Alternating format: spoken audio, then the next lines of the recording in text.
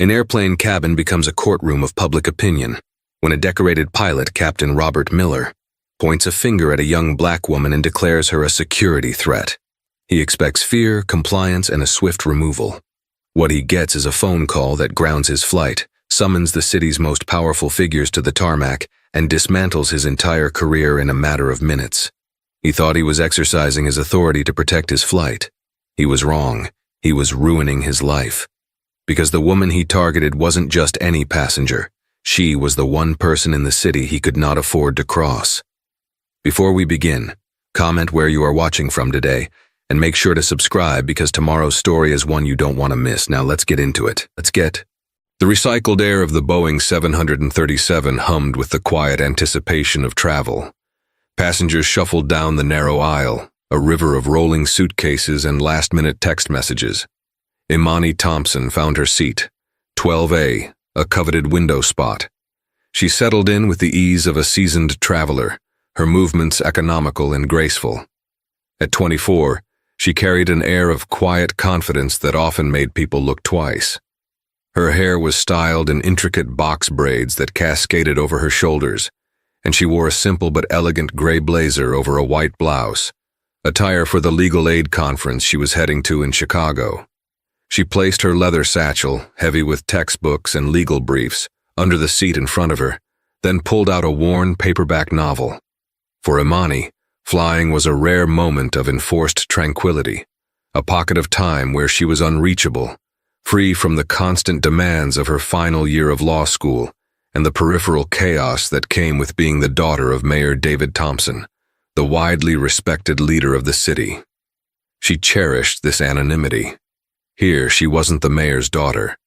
She was just Imani, passenger in 12A. Up in the cockpit, Captain Robert Miller was performing his pre-flight checks with a meticulousness that bordered on obsessive. Miller was a pilot of the old guard.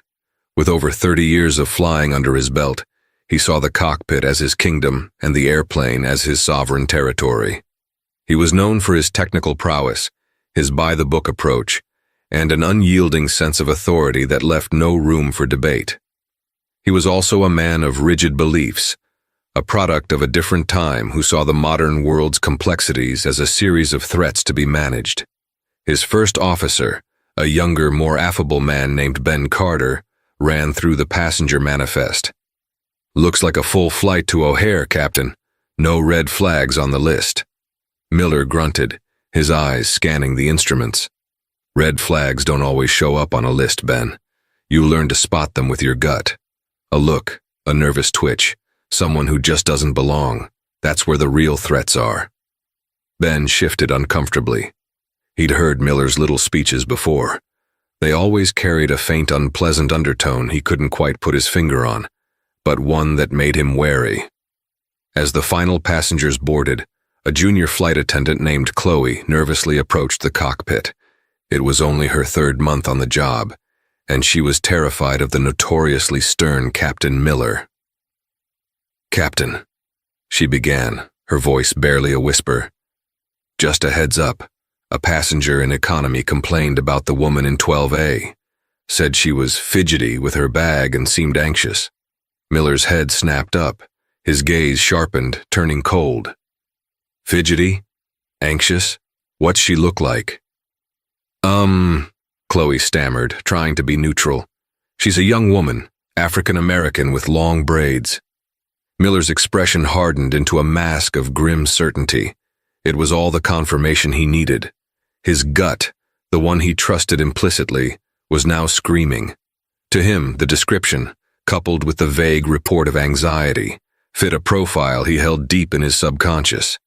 He didn't see a law student heading to a conference. He saw a threat. "Keep an eye on her," he commanded, his voice low and serious. "Report anything, and I mean anything that seems out of place. Don't engage, just report." "Yes, Captain," Chloe said, scurrying away, feeling a knot of dread tighten in her stomach. The woman in 12A had seemed perfectly calm to her, engrossed in a book. The complaining passenger in economy had been a loud, fussy man who seemed annoyed by everyone. But Chloe was too new, too intimidated to question the captain's judgment. Imani, oblivious to the suspicion now trained on her, turned a page in her novel. The plane pushed back from the gate, and the safety demonstration began. She watched for a moment before returning to her book, the low rumble of the engines a familiar, soothing sound. The world outside the small oval window began to slide by, and for a few precious moments, all was right. She was just another face in the crowd, anonymous and free. But up in the cockpit, a storm was brewing, one that was about to break directly over seat 12A. The aircraft taxied toward the runway, pausing in the queue of planes waiting for takeoff. It was during this lull that the incident, small and utterly benign, occurred. Imani, wanting to get her noise-canceling headphones for the ascent, leaned forward to retrieve them from her satchel. The bag was wedged tightly under the seat, and she had to tug at it a few times. As she did, her elbow inadvertently brushed against the armrest of the passenger next to her, a businessman engrossed in his laptop. "Oh, excuse me," Imani said immediately, offering a polite smile. "Sorry about that." The man, Mr. Henderson, barely looked up. "No problem," he mumbled, his fingers still flying across the keyboard. That was it, a non-event, a moment of minor spatial negotiation, common on any crowded flight. But it was being watched. Chloe, the junior flight attendant, saw the exchange from her jump seat. Conditioned by Captain Miller's ominous warning, her perception was skewed. She didn't see a simple apology. She saw Imani's fidgeting with the bag, the brief interaction with her seatmate, and her own anxiety twisted it into something suspicious. Her heart hammered against her ribs. She was supposed to report anything. Was this something? She wasn't sure, but the fear of disobeying the captain was greater than the fear of overreacting. She unbuckled her belt and made her way to the front galley to use the intercom to the cockpit. Her voice trembled as she spoke. "Captain, it's Chloe, the passenger in 12A. She's moving her bag around a lot and just had a tense interaction with the man next to her. She seems very agitated." In the cockpit, Miller's jaw clenched. Tense interaction? Agitated? This was the escalation he had been waiting for. His mind, already convinced of a threat, filled in the blanks. The woman was a plant. The bag contained something dangerous. The interaction was a signal. He didn't ask for clarification. He didn't consider a misunderstanding. His authority had been invoked and he was going to act. "Hold our position," he barked at Ben.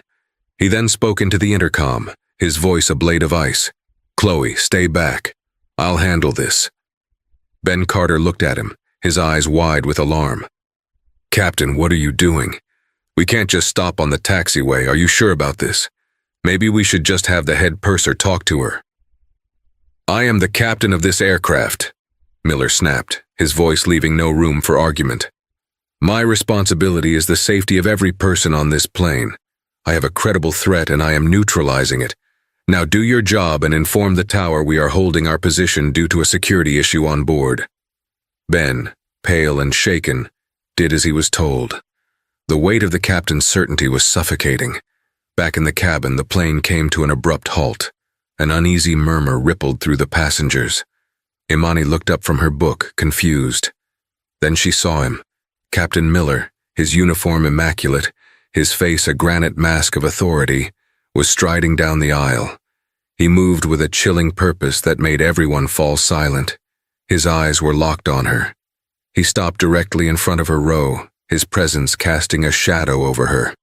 He didn't speak to her. He addressed the cabin. "Ladies and gentlemen," his voice boomed, sharp and terrifyingly loud. "For the safety of this flight, we are dealing with a potential security threat." He then turned, and with a contemptuous flick of his hand pointed directly at Imani. "This woman in seat 12A is a threat. She will be removed from the aircraft immediately." The words hung in the stunned silence of the cabin. A collective gasp was audible. Imani stared at him, her mind struggling to process the accusation. It was so sudden, so baseless, it felt like a scene from a movie. Her heart began to pound, not with guilt, but with a surge of cold, clarifying anger.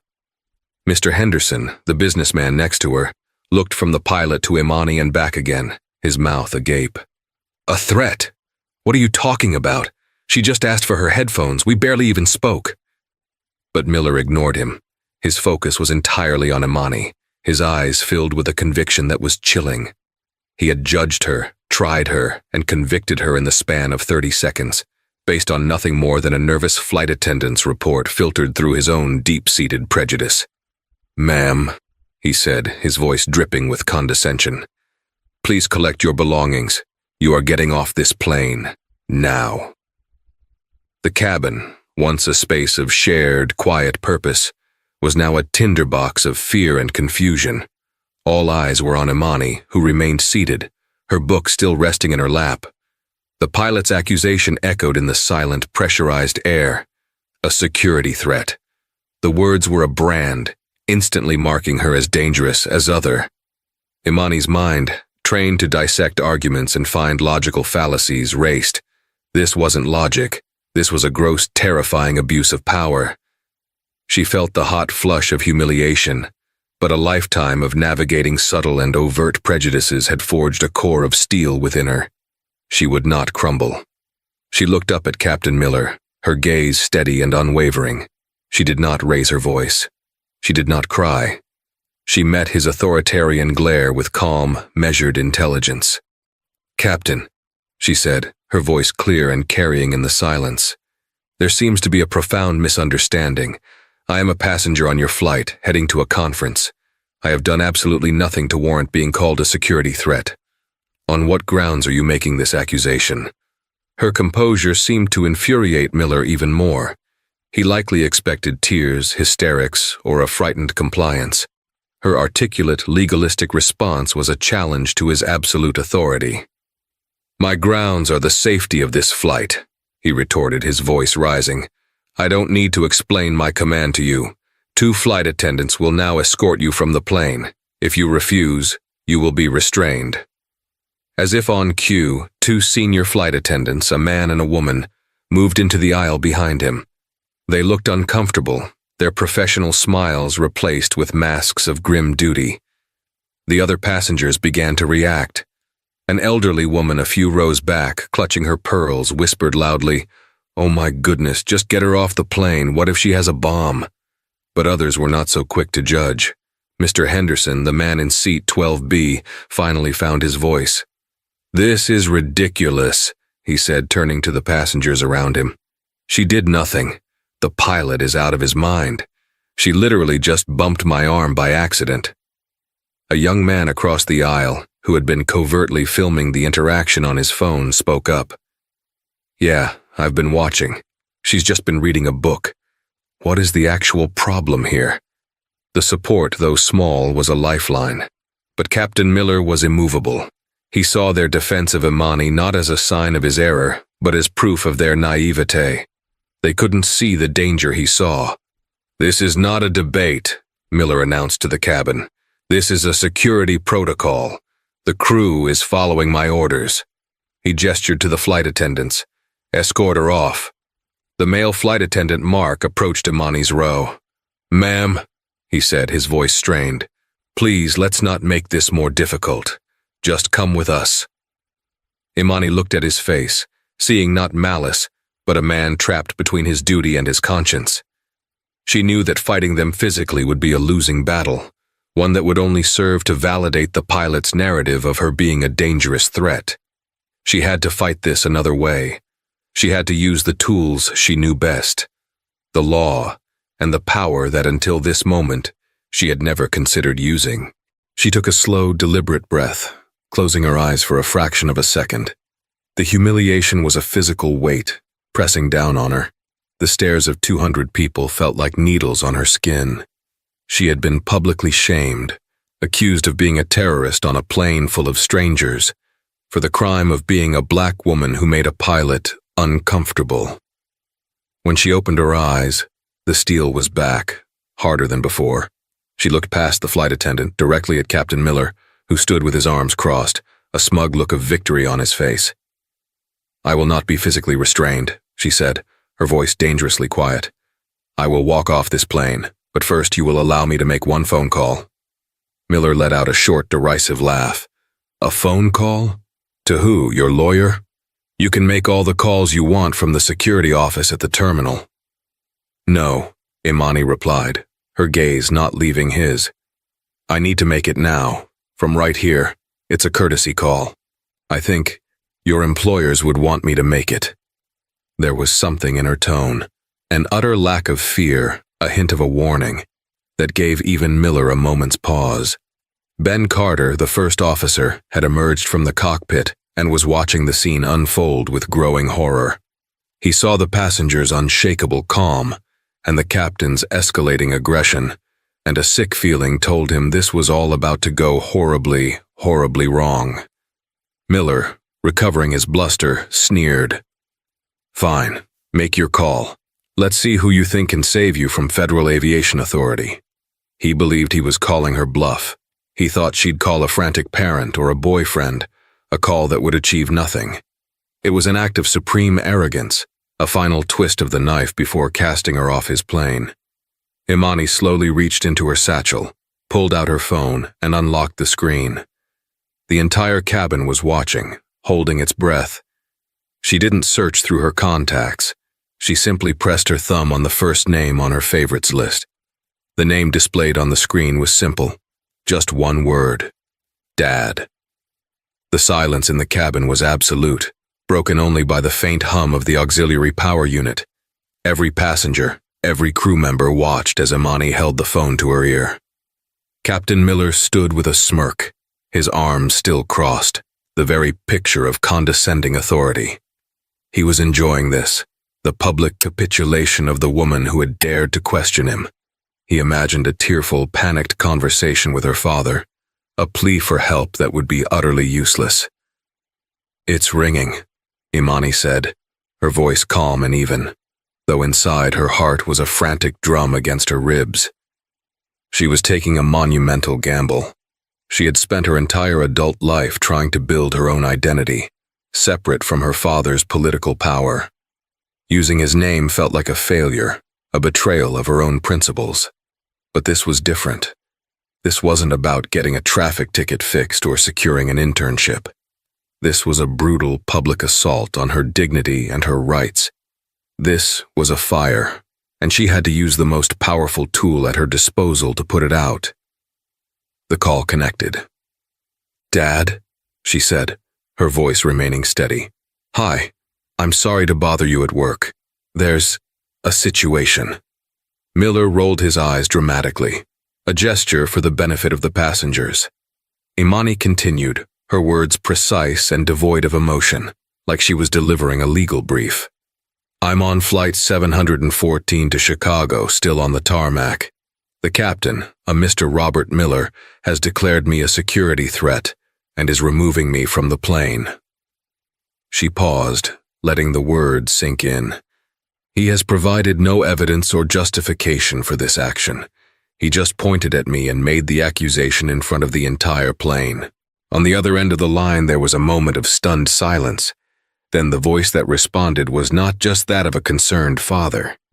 It was the voice of a man accustomed to command, a voice that could quiet a raucous city council meeting with a single word.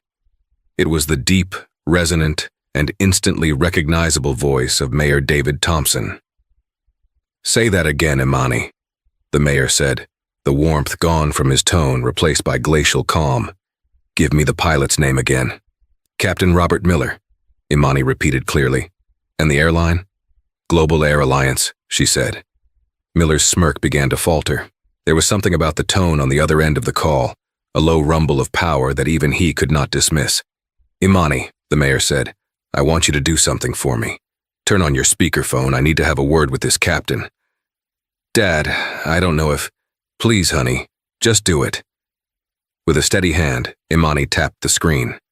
The mayor's voice, amplified, now filled the cabin. It was a voice every single person from this city knew from press conferences, televised addresses, and radio interviews. "This is Mayor David Thompson," he said, and a wave of shock rippled through the aircraft. Passengers who had been filming now held their phones up with renewed purpose. The elderly woman who had feared a bomb gasped, her hand flying to her mouth. Mr. Henderson's eyes were as wide as saucers. First Officer Ben Carter, standing near the cockpit door, felt the blood drain from his face. Captain Miller froze. The color vanished from his cheeks, leaving a pasty gray pallor. His smug certainty evaporated, replaced by a dawning, sickening horror. The mayor. He had just publicly humiliated and accused the mayor's daughter of being a threat. "Am I speaking with Captain Robert Miller?" The mayor's voice boomed from the phone. Miller was speechless. His mouth opened and closed, but no sound came out. He was a deer in the headlights, his entire world screeching to a halt. "Captain Miller," the mayor repeated, his voice dropping to a dangerously low, controlled level. "My daughter tells me you've identified her as a security threat. As the mayor of this city and as a father, I am keenly interested in the specifics of this threat. So you will stand there and you will explain to me in precise detail on what grounds you have publicly accused my daughter and ordered her removal from your aircraft." The silence stretched for an agonizingly long time. Captain Miller stared at the phone in Imani's hand as if it were a venomous snake. His mind, which moments ago had been so certain, so righteous, was now a vortex of panic. The faces of the passengers, which he had read as supportive or cowed, now looked at him with a mixture of shock, pity, and contempt. I had a report," Miller stammered, his voice a hoarse croak, a pathetic shadow of its former authority. "A report from my crew. Suspicious behavior." "Suspicious behavior?" The mayor's voice cut through him like a surgeon's scalpel. "My daughter has passed through the full TSA screening, same as every other passenger. Are you telling me your gut feeling supersedes federal security protocols? What was this behavior, Captain? Was she reading a book too aggressively? Did her request for headphones seem terroristic to you?" The sarcasm was withering. It stripped Miller of his last shred of dignity. He had no answer. He knew in that horrifying moment of clarity that he had no justification. He had acted on a feeling, a prejudice, and had aimed it at the one person who could make him answer for it in the most public and devastating way imaginable. "Stay right where you are, Captain," the mayor commanded. "Don't you dare move. And you will not, under any circumstances, move that plane. I am making 2 calls. One is to Gerald Finney, the CEO of Global Air Alliance, who happens to be a personal friend of mine. The other is to the head of airport security. They will be meeting you at the gate in approximately 5 minutes." The line went dead. Imani switched off the speakerphone. She looked up at the man who had tried to break her. He was broken now. His face was ashen, his body rigid with shock. The king had been dethroned in his own kingdom, his authority shattered by a single phone call. The standoff was over. The reckoning was about to begin. The atmosphere on Flight 714 had transformed. The standoff had ended, but the tension had been replaced by a heavy, expectant silence. Captain Miller stood frozen in the aisle, a statue of ruined pride. The phone call had not just undermined his authority, it had vaporized it. The eyes of the passengers were now on him, and he could feel the weight of their judgment, a palpable force that seemed to suck the very air from his lungs. Imani remained in her seat, phone in hand. She felt a strange, hollow victory. There was no joy in this, only a profound sadness that it had come to this. She glanced out the window. As her father had promised, the world outside was beginning to move. 2 black SUVs with official city plates were speeding across the tarmac, their lights flashing. They were followed by a smaller airport authority vehicle. They weren't heading for the terminal. They were heading directly for their plane. First Officer Ben Carter, who had witnessed the entire exchange, finally acted. He stepped forward, his face pale but determined. He touched Miller's arm gently. "Captain, let's go back to the cockpit. We need to wait there." Miller flinched as if burned. He seemed to shrink into himself, the powerful, commanding presence gone, replaced by a gray, defeated man. He allowed Ben to guide him back up the aisle, his walk stiff and robotic. He didn't make eye contact with anyone. As they passed, whispers erupted throughout the cabin. "The mayor's daughter? Can you believe it? That pilot, his career is over. Absolutely over. I got the whole thing on video," the young man across the aisle from Imani muttered to his friend, his eyes wide. The jet bridge, which had been retracted, was now slowly reconnecting to the aircraft with an audible thud. The cabin door hissed open. Standing there was not a gate agent, but a grim-faced man in a sharp suit, flanked by two uniformed airport security officers. The man was Daniel Ortiz, the chief of aviation security for the entire airport. Behind him, looking flustered and horrified, was a woman Imani recognized from news articles. Eleanor Vance, the regional vice president for Global Air Alliance. She had clearly been pulled out of a meeting, her face flushed, her eyes darting around the cabin until they landed on Imani. Ortiz stepped onto the plane, his presence commanding immediate attention. "I'm looking for Captain Robert Miller," he said, his voice calm but unyielding. From the front of the plane, Ben Carter reappeared. "He's in the cockpit, sir. Get him out here," Ortiz ordered. "And the rest of the flight crew, now." Eleanor Vance, meanwhile, made a beeline for Imani, her expression a mixture of panic and deep apology. "Miss Thompson," she began, her voice low and urgent, "on behalf of Global Air Alliance, I am so sorry. This is an unacceptable, horrifying lapse in judgment. Please, whatever we can do." Imani looked at the executive. "What you can do," she said, her voice steady, "is ensure that what happened to me today never, ever happens to anyone else on one of your flights, regardless of who their father is." Vance nodded vigorously, her eyes wide with sincerity and corporate fear. "Absolutely, of course. We will launch a full and immediate investigation." At that moment, Captain Miller was escorted out of the cockpit by Ben.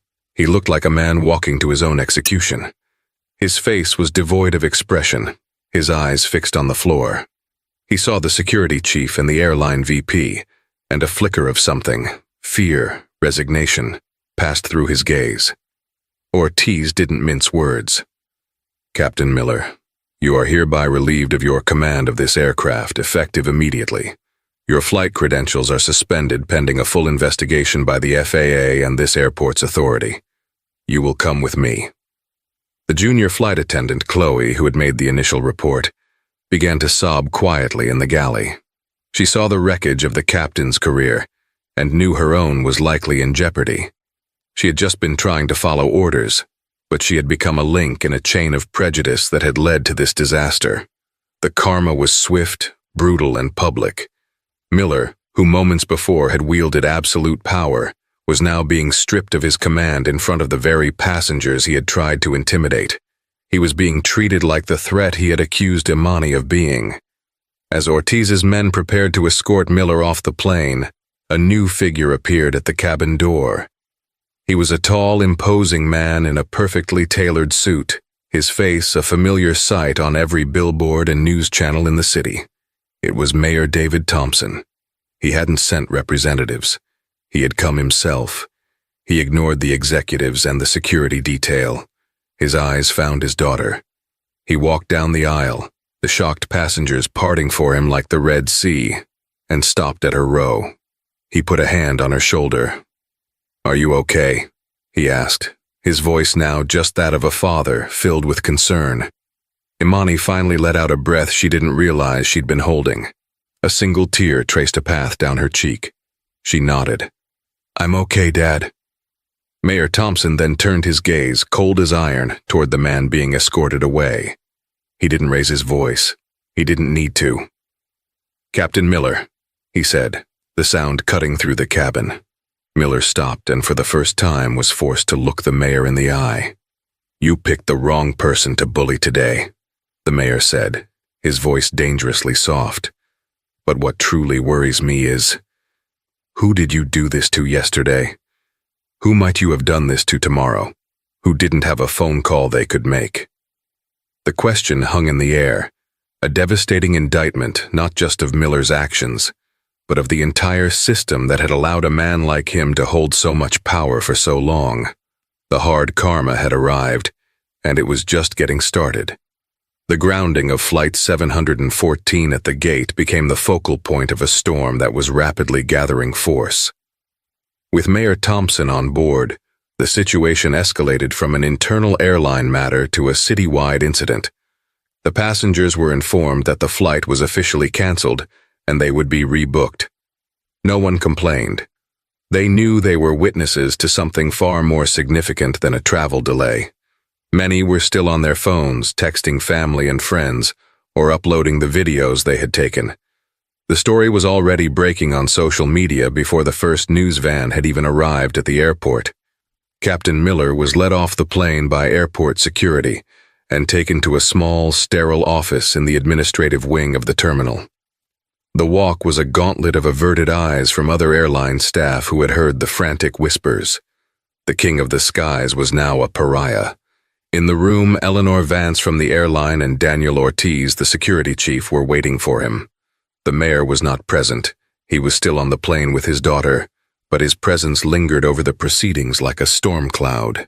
"Robert," Eleanor began, her corporate diplomacy strained to its breaking point. "You need to help me understand what happened up there. We have a 30-year veteran pilot, a man with a spotless record, who apparently decided to single-handedly create the worst public relations crisis this airline has faced in a decade." "Why?"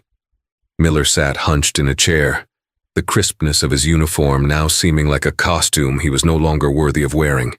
He looked old and tired. "I had a report," he mumbled, the words sounding hollow even to his own ears. "From my cabin crew. Suspicious activity, fidgeting, agitation. I acted on instinct. My job is to assess threats." Ortiz, who had dealt with countless real threats in his career, leaned forward. "Let's talk about that report, Captain. I've already spoken with the flight attendant, Miss Jennings. A very scared, very young woman who told us a passenger complained about the woman in 12A being fidgety. We've identified and spoken to that complaining passenger. He was an irritable man in his 60s who was annoyed because Miss Thompson's braids were, in his words, in his line of sight to the window. He admitted he just wanted to cause a fuss. That was your credible threat? A grumpy passenger and a nervous flight attendant." Miller had no response. The flimsy foundation of his decision was being disassembled brick by brick, revealing the ugly prejudice that lay beneath. "And the tense interaction," Ortiz continued, relentless. "We spoke to the man in 12B, Mr. Henderson. He's a managing partner at one of the city's top accounting firms. He is furious. He said Miss Thompson apologized for bumping his arm, and he barely noticed. He's already offered to give a sworn statement on her behalf. So I'll ask you again, Captain. What threat did you see?" Miller finally looked up, his eyes pleading. "It was a judgment call, in the moment, with the information I had." "No," Eleanor Vance cut in, her voice sharp. "This wasn't a judgment call, Robert. This was a catastrophic failure. You didn't seek clarification. You didn't send a senior purser to discreetly assess the situation. You, the captain, stormed into the cabin, made a public spectacle, and accused a passenger of being a security threat based on nothing. And in doing so, you publicly humiliated the daughter of the mayor of one of our hub cities." She shook her head, the business implications clearly warring with her disbelief. "Gerald Finney, our CEO, is on his way here on a private jet. He's coming from his daughter's wedding. That's the level of crisis you've created." The mention of the CEO's name seemed to finally break Miller. The reality of his professional ruin was no longer a vague threat. It was a certainty. He had dedicated his life to this airline, to the sanctity of his cockpit. In the space of 15 minutes, he had set fire to it all. "What did she look like to you, Robert?" Ortiz asked, his voice softening slightly, becoming analytical. "When you heard the description, a young black woman with braids, what did your gut tell you?" Miller flinched at the directness of the question. He couldn't answer it, because to answer it honestly would be to admit to a prejudice he'd never acknowledged even to himself. He saw himself as a protector, a guardian against the dangers of the world. But now, in this stark, unforgiving light, he was being forced to see that his definition of danger was hopelessly, poisonously skewed. Meanwhile, back on the plane, after most of the other passengers had deplaned, Imani sat with her father. The young man who had filmed the incident approached them hesitantly. "Miss Thompson, Mr. Mayor," he said, "my name is Leo. I recorded the whole thing, from the moment he walked up to you. I have it all. I want you to have it. I'll send it to you, or the news, or whoever you want." Imani looked at the young man, grateful for his courage. "Thank you, Leo. Can you send it to my personal email?" She gave him the address. "I don't know what I'll do with it yet, but it's important to have." Her father nodded his approval. He knew this was no longer just about his daughter. The video was evidence. It was power. It was a tool to ensure the change his daughter had demanded. As they finally walked off the plane and into the private area of the terminal where a car was waiting, Imani saw Chloe, the young flight attendant, speaking with an airline union representative. The young woman was pale, her eyes red from crying. Their eyes met for a brief moment. Imani saw not an antagonist, but a frightened young woman caught in the gears of a machine powered by someone else's prejudice. She felt a pang of pity for her, a surprising emotion amidst her own anger and humiliation. This was the collateral damage of a man like Miller. His poison seeped out, tainting everyone around him. The unraveling wasn't just his, it was a systemic failure, and the evidence was now on its way to Imani's inbox. The video from Leo's phone was a digital wildfire. Within an hour of its release to a single trusted journalist, it was the lead story on every news website. By morning, it was a global phenomenon. The footage, shaky but horribly clear, was dissected on cable news panels, morning talk shows, and primetime investigative reports. Pundits debated every second of the 10-minute clip, the granite-faced certainty of Captain Miller, the terror and confusion in the eyes of the surrounding passengers, Imani's almost preternatural calm, and the seismic shift in power the moment Mayor Thompson's voice filled the cabin. The story was irresistible. It had a clear hero, a detestable villain, and a dramatic twist that felt ripped from a Hollywood screenplay.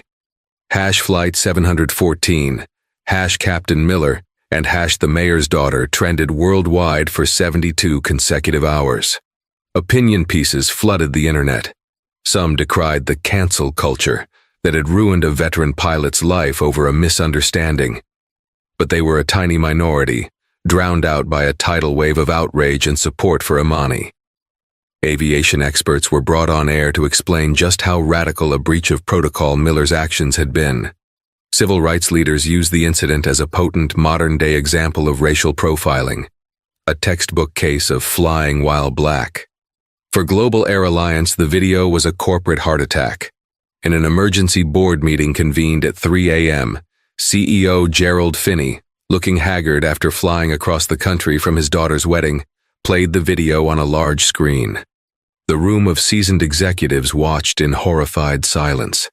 The brand they had spent billions building, a brand of safety, comfort, and professionalism, was being immolated in real time on every screen in the world.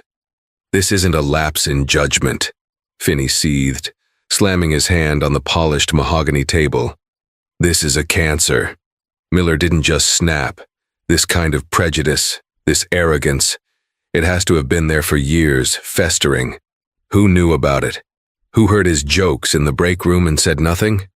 Who flew with him and saw this behavior and let it slide because he was a good stick?" His eyes scanned the room, making every executive squirm.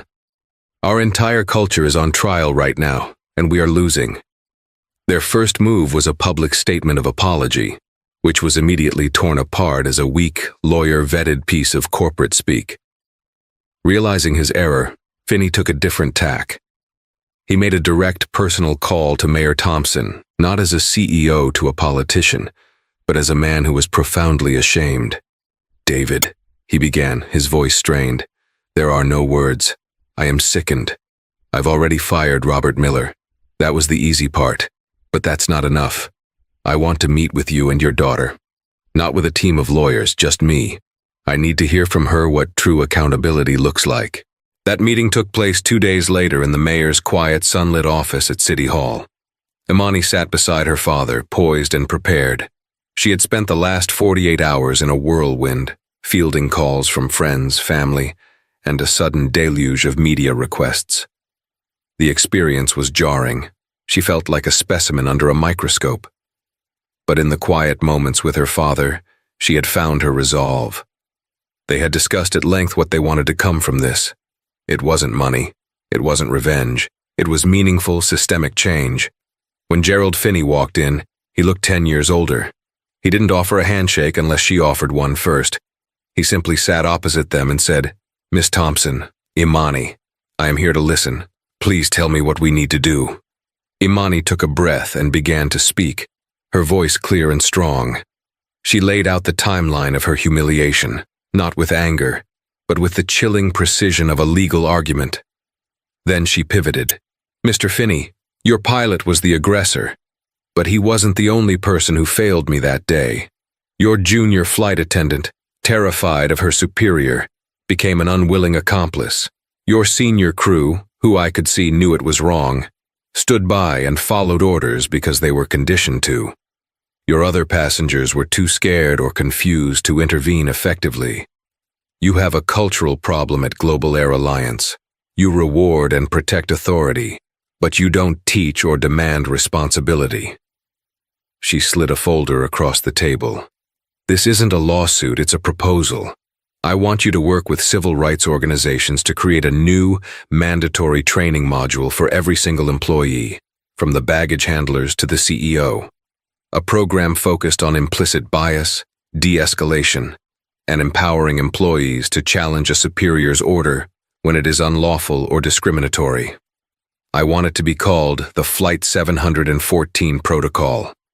And I want its results, its successes and failures, to be made public in an annual report."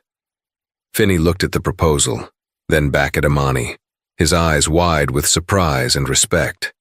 He had come prepared to offer a multi-million-dollar settlement to make this go away.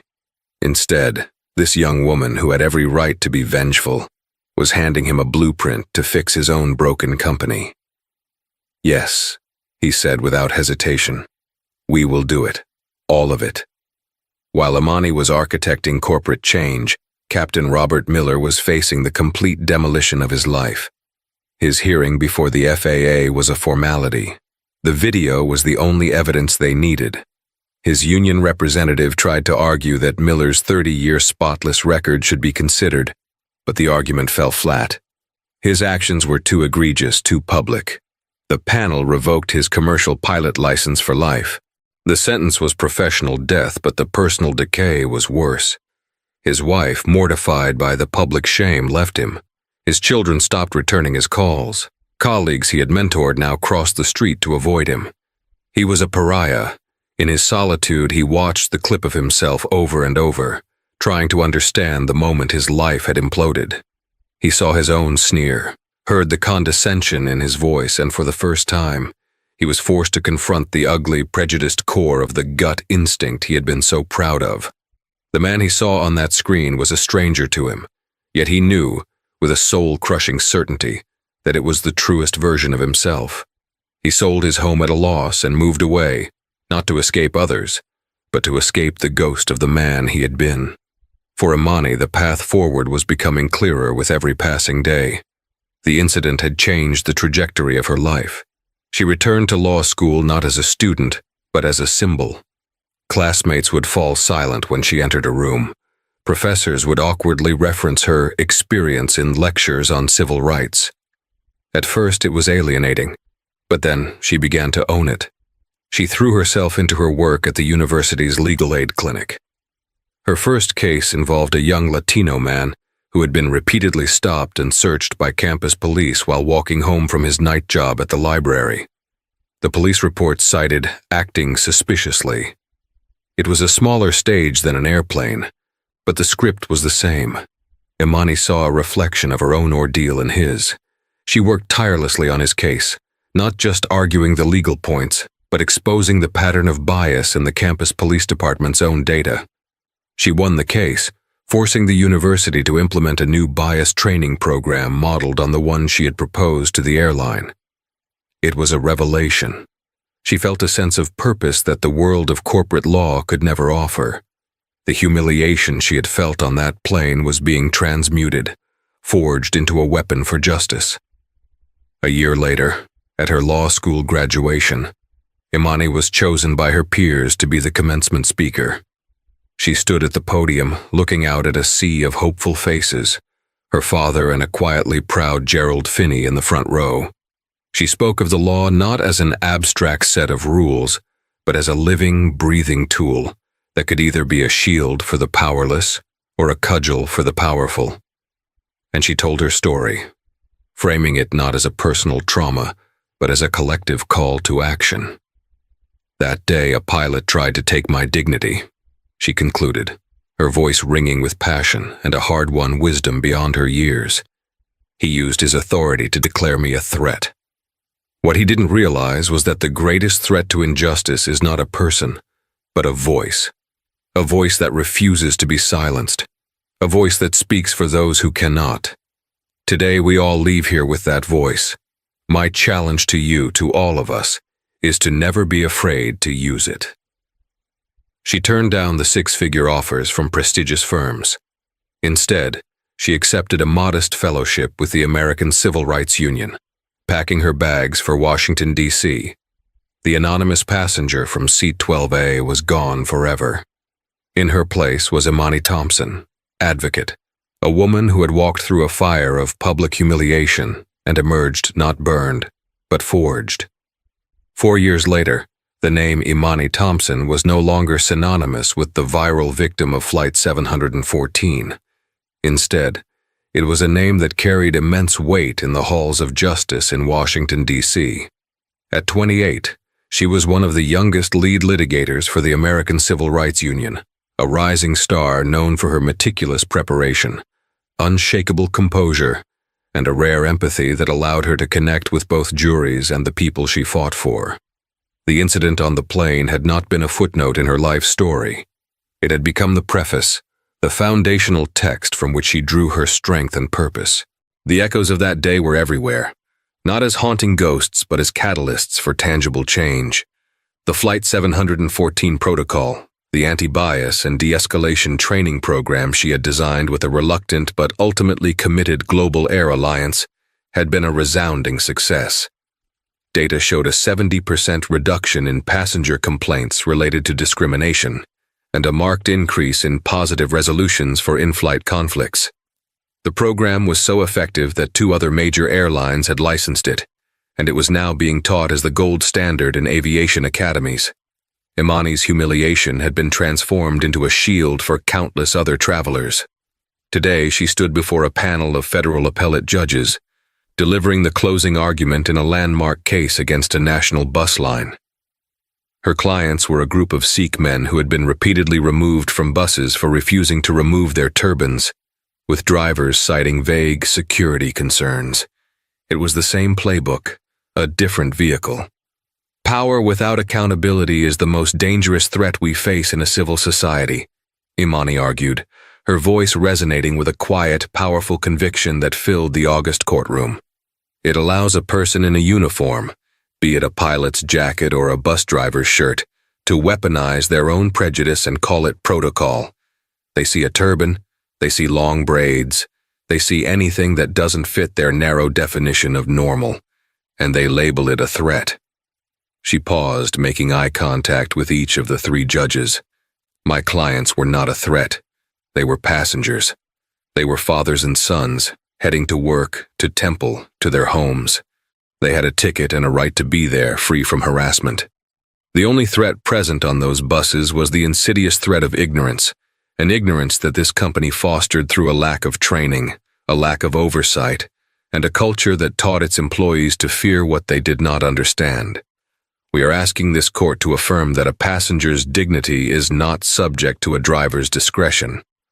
We are asking you to rule that safety and security can never be used as a code for discrimination.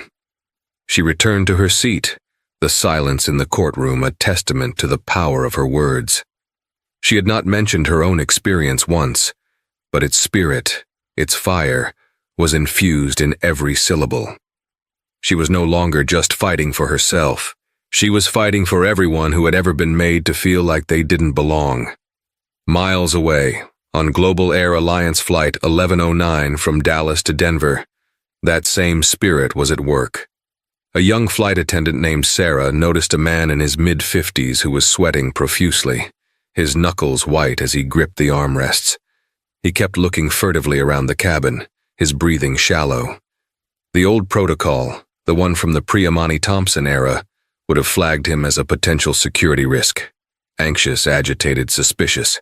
Sarah's first instinct, born of a primal fear, was to alert the captain. But then her training kicked in.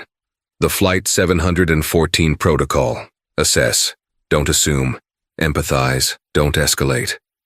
She approached the man kneeling in the aisle to be at his eye level. "Sir," she said softly, "my name is Sarah. I can see you're in distress. Is there anything I can do to help make you more comfortable?" The man looked at her, his eyes wide with panic. I can't breathe," he stammered. "The walls, they're closing in." Sarah immediately recognized the signs of a severe panic attack, possibly claustrophobia triggered by the flight. She didn't call for security. She spoke to him in a calm, soothing voice, guiding him through breathing exercises she had learned in her training. She brought him a cold cloth and a glass of water, staying with him, reassuring him. Within 10 minutes, the man's breathing had evened out. The color returned to his face. The crisis was averted, not with authority, but with compassion. An incident that could have ended with a passenger being restrained and a plane being diverted was resolved with a simple act of human kindness, a direct, tangible result of a lesson learned 4 years prior on a grounded plane. Far from the courtroom and the skies in a small, dreary town in rural Idaho, Robert Miller stocked shelves at a hardware store. He was gaunt and gray, a ghost of the commanding figure he once was. The store's small television, mounted near the checkout counter, was tuned to a national news channel. A legal analyst was discussing the day's appellate court arguments. A picture of Amani Thompson filled the screen, her expression confident and serene. Miller stopped, a box of drywall screws frozen in his hands. He stared at the face of the woman whose life he had tried to ruin. He had followed her career in a sort of self-flagellating penance, watching from the ruins of his life as she built a remarkable one of her own. He saw her now, not as the threat his poisoned mind had concocted, but as a force of nature. He realized in a moment of devastating clarity that in his attempt to cast her out, he had inadvertently set her on the path to becoming more powerful than he had ever been. His legacy was shame and obscurity. Hers, he now understood, would be justice. He turned away from the screen, the weight of his actions a permanent, crushing burden on his soul. A week later, Imani was on a flight home, the victorious court ruling in her briefcase. She was in seat 12A, a coincidence that brought a faint, knowing smile to her lips. As the plane began its ascent, breaking through the clouds into the brilliant, endless blue, she looked out the window. She thought of the journey, not just the one from D.C., but the entire improbable journey of the last 4 years. An act of profound ugliness had given birth to a life of profound purpose. A moment of public humiliation had become the source of her private strength. The sky, which had once been the setting for her lowest moment, no longer held any fear. It was just a view, a beautiful, limitless expanse that reminded her not of how she had almost fallen, but of how high she had learned to fly. The story of Amani Thompson and Captain Miller is a stark reminder that prejudice can hide in the most unexpected places, even in the cockpit of an airplane at 30,000 feet. It shows us how one person's courage to speak calmly in the face of injustice can unravel a lifetime of unchecked bias. Amani's story wasn't just about the satisfying fall of a powerful man. It was about the birth of a powerful advocate who chose to turn her humiliation into a weapon for change. It proves that the most powerful voice isn't always the loudest one, but the one that speaks the truth, even when it's shaking. If this story moved you, please hit the like button and share it with someone who needs to hear it. Don't forget to subscribe to our channel for more real-life stories of karma, justice, and the incredible strength of the human spirit. Click that notification bell so you never miss an update. Thank you for watching.